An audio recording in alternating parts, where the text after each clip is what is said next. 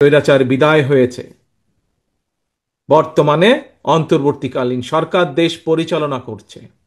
অন্তর্বর্তীকালীন সরকার কিছু সংস্কারের প্রস্তাবনা দিয়েছে। অন্তর্বর্তীকালীন যেই সংস্কারগুলোর প্রস্তাব দিয়েছে, এই প্রস্তাবগুলো প্রায় 90%, 95% প্রস্তাবনা বিএনপি আরো 2.5 বছর আগে দেশের সামনে, দেশের মানুষের সামনে উপস্থাপন করেছে।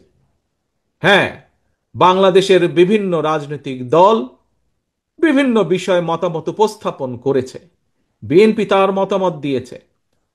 হ্যাঁ, কোনো কোনো বিষয় হয়তো অন্য অন্য কারোর সাথে আমাদের মত পার্থক্য আছে, কিন্তু বাংলাদেশের মানুষের রাজনৈতিক অধিকার, ভোটের অধিকার এবং বাংলাদেশের মানুষের নিরাপত্তা এবং কর্মসংস্থানের ব্যবস্থা করে মানুষের বেঁচে থাকার অধিকারের প্রশ্নে বিএনপির কারোর সাথে কোনো আপত্তি নেই, দ্বিমত নেই। অর্থাৎ বিএনপি এই কাজগুলো করতে চায়, এবং এই কাজগুলো যদি করতে হয়, দেশের ভবিষ্যৎ সন্তান যারা, আজ যারা শিশু, আগামী দিনের ভবিষ্যৎ যারা, তাদের শিক্ষা ব্যবস্থা গড়ে তোলার জন্য যা করা প্রয়োজন, দেশের নারীদের অধিকার প্রতিষ্ঠিত করার জন্য, নারীদেরকে স্বাবলম্বী করার জন্য যা প্রয়োজন, দেশের কিশোর যুবক, যে কোনো মানুষ যার এই মুহূর্তে কর্মসংস্থান নেই, সেটি দেশে হোক সেটি বিদেশে হোক, তাকে প্রশিক্ষণ দেওয়ার মাধ্যমে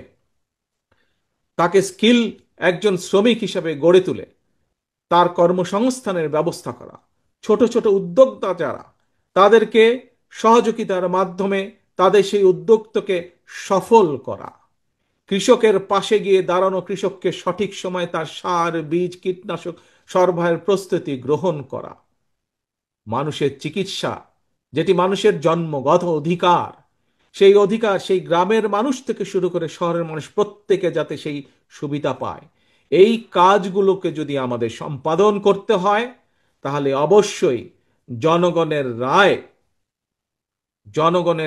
জনগণের মতামতের ভিত্তিতে, জনগণের সিদ্ধান্তের ভিত্তিতে একটি সরকার প্রতিষ্ঠিত হতে হবে, যেই সরকার জনগণের কাছে জবাবদিহি করতে বাধ্য থাকবে।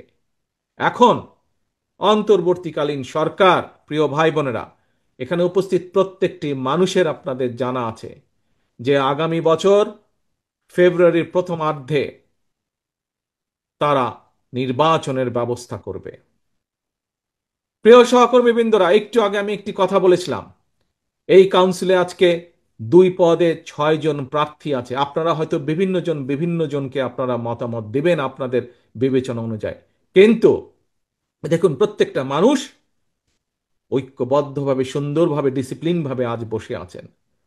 প্রিয় ভাই বোনে, ওই যে ফেব্রুয়ারি মাস, এই মাসে যে নির্বাচনটি হবে, এই নির্বাচনে যদি আমাদের যে 31 দফা, আমাদের যেই কথাগুলো যা সংক্ষেপে আপনাদের সামনে মাত্র তুলে ধরলাম, এইগুলোর পক্ষে যদি রায়, জনগণের রায় নিয়ে আসতে হয়, তাহলে আজকে আপনারা যারা এই কিশোরগঞ্জ জেলা বিএনপির কাউন্সিলে উপস্থিত আছেন কাউন্সিলর হিসাবে, আপনারা আজকে এই কিশোরগঞ্জ জেলা বিএনপির কাউন্সিলরে যারা দলের সদস্য হিসাবে উপস্থিত আছেন, দলের সমর্থক হিসাবে উপস্থিত আছেন, সেটি বিএনপি হোক, সেটি যুব দল হোক, স্বেচ্ছাসেবক দল হোক, ছাত্র দল হোক, মহিলা দল হোক, আইনজীবী দল হোক, তাঁতি দল হোক, অর্থাৎ এক কথায় ধানের শীষে যে কটি মানুষ উপস্থিত আছেন, এবং সমগ্র বাংলাদেশে ধানের শীষের যে কয়জন নেতা কর্মী আজও বেঁচে আছে, আজও গণতন্ত্রকে প্রতিষ্ঠিত করতে চায়,